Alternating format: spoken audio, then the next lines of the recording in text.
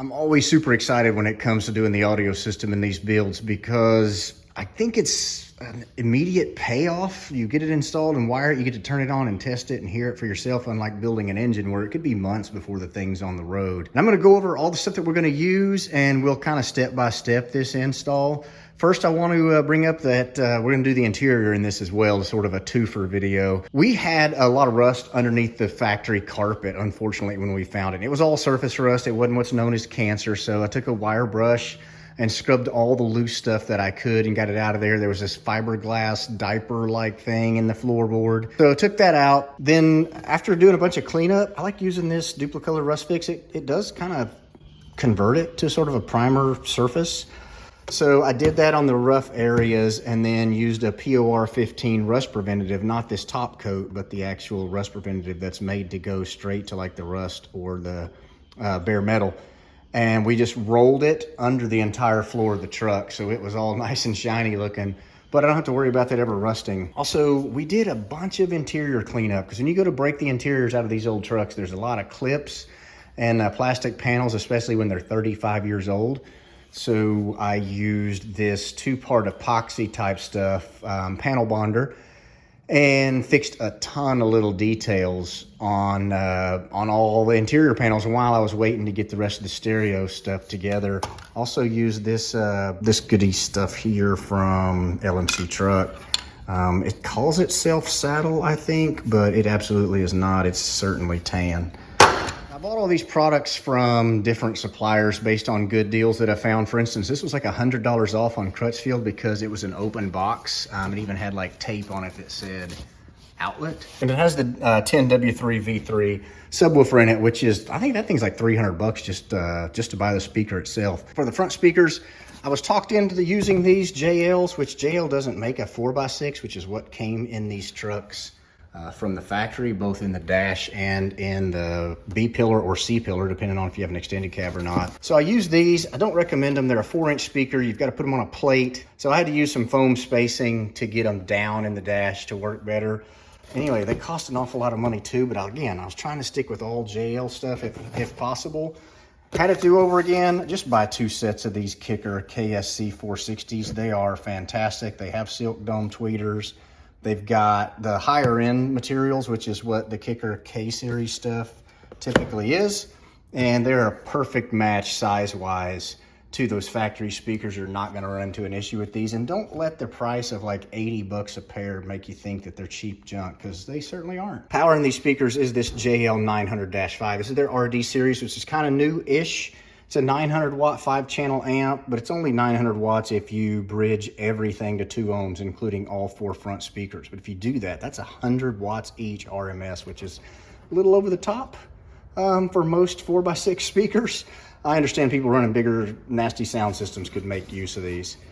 So I run it at, I think, 70 watts by 4, plus the 500 watt at 2 ohm output for this sub, which is a happy range that subwoofer really likes power from. JL stuff I always feel like is top of the line. Speaking of, this is probably my 3rd one of these to use. Their Bluetooth receiver just has a really nice RCA output.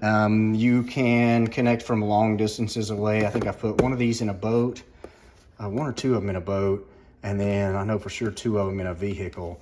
And I'm really happy with them. They may cost a little more than something you find on Amazon or eBay, but most of that stuff's probably junk. This is a really cool item to use. We had this in our blue Trans Am way back in the day, if you guys have been around the channel for a minute. It is a line output converter for like a factory radio, which you could use your OBS speaker wires, tie it to this. It'll pass through to your amp. Also, the thing I like the most about it is it has an RCA auxiliary input, so you can hook that JL Audio Bluetooth receiver here and it bypasses all of your factory radio stuff. It's really cool. It's simple to use. Got a really nice push button remote that we'll show you guys a little bit later of how to switch between what you're selecting.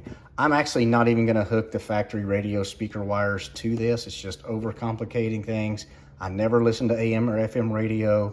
Just adds a bunch of work and a bunch of wires unnecessarily. When it comes to cabling, I've always used this 4-AUG, and I think this is the aluminum wire. It may be copper tinned aluminum or some term like that, because it does have a gold color, which Thought aluminum was always just silver.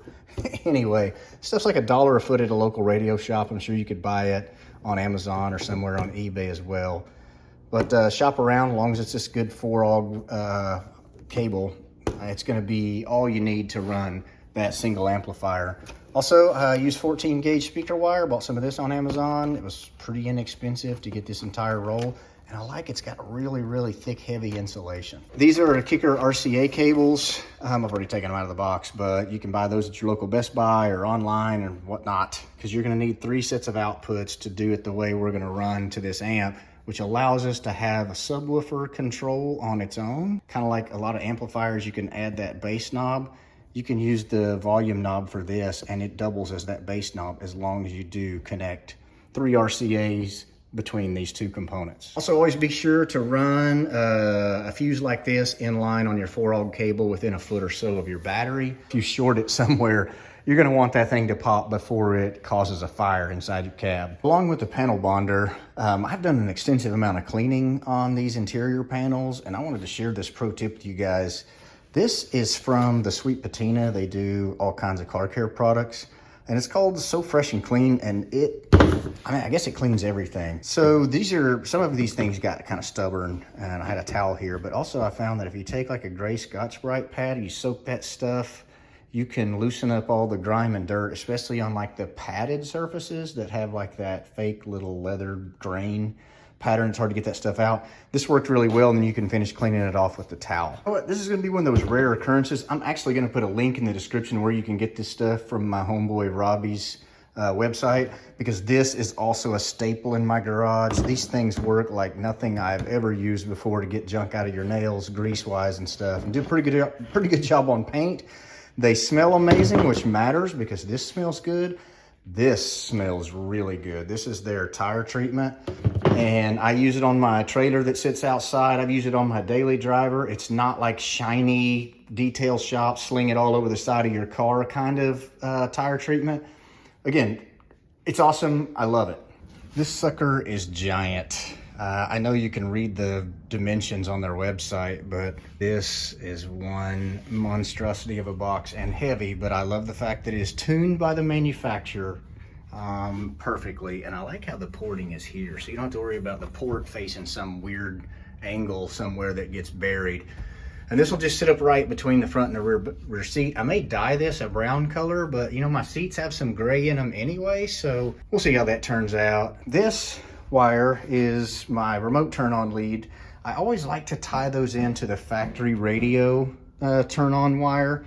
That way, like, the fuse from your fuse box is accurate when it reflects the term radio. Speakers are mounted in here and hooked up. I didn't bother showing you guys how to hook up positive and negative on the back of the speakers. The JLs are there with their little spacers, so they'll fit under the grills. Rad hat. You guys should have bought one of these when they were available. There's the LC8i. It requires ground, constant power, remote in, and it offers a remote out. So what I've done, I know this is all rough and it'll get neatened up once we get interior. The JL audio unit is the first thing that gets the remote turn on. Then it has a remote output in blue and a ground in black. I just shared it to this ground. I sent its remote output to the remote in for this unit. Then I took the remote out from this unit and tied it to the amplifier. Basically, I know it all happens instantly, but technically the last thing in line is the amp. Hopefully that gives this time to, I don't know that it really matters, but you want your phone to connect pretty soon so you don't listen to a little funky beep or anything every single time you turn your car on. So that's the auxiliary inputs from that. I just have these RCAs hooked up here. These are just ones that I had. I'll buy correct length ones once I figure out how all this is going to lay out when the interior's finished, because I don't want any extra wire there. I hooked up the subwoofer like so, and then the other speakers are laid out. The ground is over there. Okay, so let's see. Oh, I'm gonna have to use this phone to connect to the Bluetooth. I think one of these colors tells you if you're on the aux or the main. That light tells me it says main in. Yeah, as soon as I hit that button, aux in came on. Ooh, this thing spins a lot. Please don't copyright infringe this video, YouTube. I took the audio out of this on purpose. Yeah, so I wanted to point out, I had this hooked up wrong. You need to be hooked to the channel 4 outputs for your sub, because that, when your thing lights up, this means you're on your aux, and when it does that, that means you're controlling that level 4 output. So that's what you want to hook to your subwoofer. So everything works, and I guess we'll wait for interior because we need some, and a part for that door too. In 9 days since we placed our LMC truck order for our headliner and our carpet, and there they come. And to be clear, the LMC truck warehouse ships from a place 3.5 hours from my house. This is what's been holding us up. I mean, not terribly bad, but holding us up some from doing the interior back in our truck, because headliner really is the first thing, and then molding and trim, door weather stripping and molding, trim pieces, and then of course carpet needs to be in there.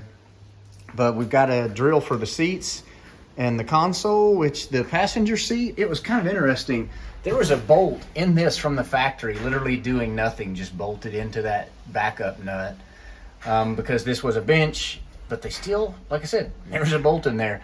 Had to drill that hole, and then on the bottom side, there's a knockout in the heat shield above the exhaust that you just basically tear that loose with a pair of pliers or something. The driver's side seat should bolt in these factory locations. That one tore out whenever I was unbolting the bench, because this one had that split bench. So those should already be correct.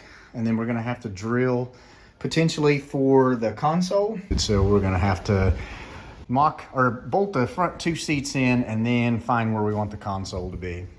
This is the carpet. They only offer tan. They don't offer a saddle as far as the color goes, but the heel pad is kind of a saddle color. It's just absolutely not gonna match the carpet on the base of the doors, on the seat fabric, and on the base of those other rear cab corner interior panels, because I mean, it is what it is. It's within the family. It'll match our new seats better, probably. So maybe that's a positive, but this is really like a tri-tone interior now anyway, by the time we've used our spray dye on this piece. That's original. This is original, but yet it's 2 different colors. About 3 colors on that door over there. Glove compartment doesn't really match the radio bezel, and neither one of them match the actual dash itself. So you know what? We are not going to get hung up about it. Now I'm kind of curious how the headliner is in this box. Okay. Now, these don't come pre-cut, so the instructions say to cut out where you're going to have openings, which I can't think of any more besides the dome light and the your visors. And then peel this back and tape it back so it'll have a nice clean look. I did snap that panel in there because the headliner kind of tucks in above it.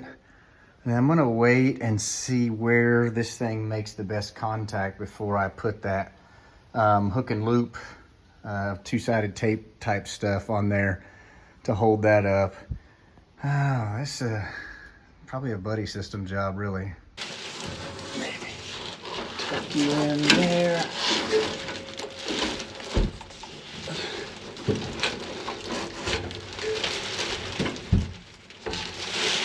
I'll tell you one thing about putting headliners up. It's a real pain in the neck.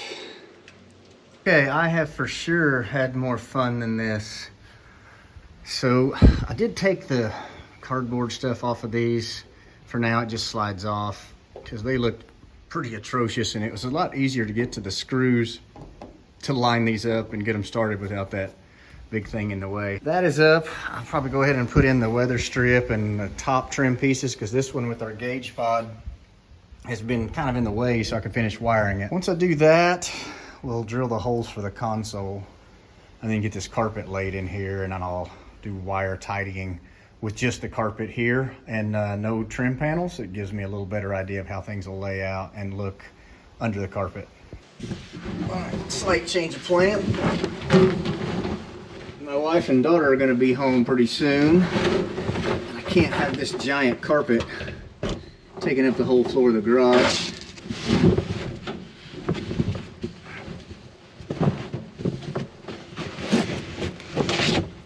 Golly, this carpet's huge. Apparently, this is a cut to fit situation.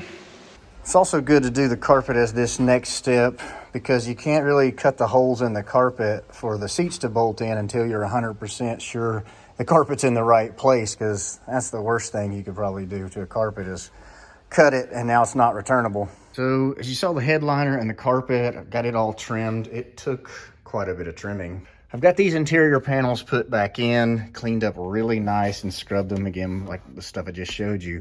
And I was trying to figure out if I could put that amp like right here on this raised portion in the back of the cab and then let that rear seat sort of swing up and down and stay above it. But it was just making way too much contact and I didn't love it. So I couldn't figure out anything else to do. I don't want it in the floorboard in case people are climbing in and out, and then the seat belts are over there. You'd think you'd have room like right there, but then the seat belt bolts. So you run out of space pretty quick, and I don't want to risk someone just stepping on it or throwing a bag or something in the back seat and it keeping the heat from being able to dissipate. So what we're going to do is mount it to the bottom side of that seat so it can swing up and the amp will be easily accessible to adjust anything. And then when you swing it down, it's hidden. Air can still circulate all the way around it. So this is how it turns out. The amp is, at least, turns out this way. I'm going to mount the other stuff on the sides. And instead of putting the Christmas tree clips back in, I actually used 10mm bolts, and they run inside that metal frame. So it actually is pretty strong. And on the back side of this, I used 2 aluminum plates to back it up. Okay, I've got it wrapped up.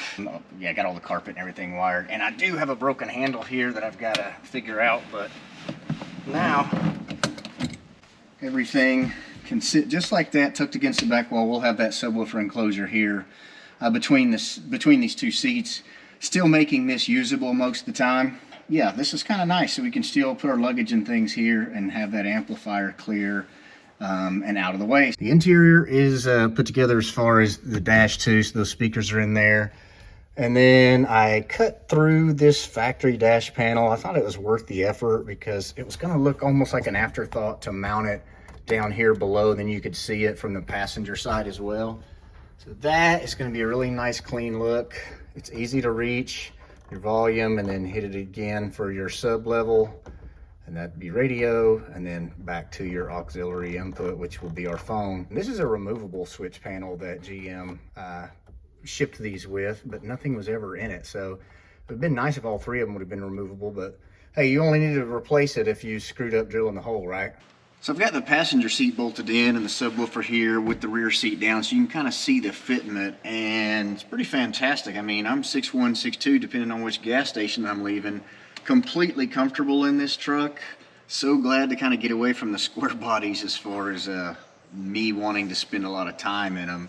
Happy with the cleaning products, happy with the dye that I used. I wish the carpet matched a little better, but it does look pretty good with these seats, so I can't be mad about that. You know, this is not necessarily a budget-minded stereo install. You could definitely spend less money. But I don't think you would have near the quality that this is. I don't mind the placement of this. It's easily removable if you need the space. Definitely worth it to have it tuned professionally because it does sound amazing. And yeah, try it out.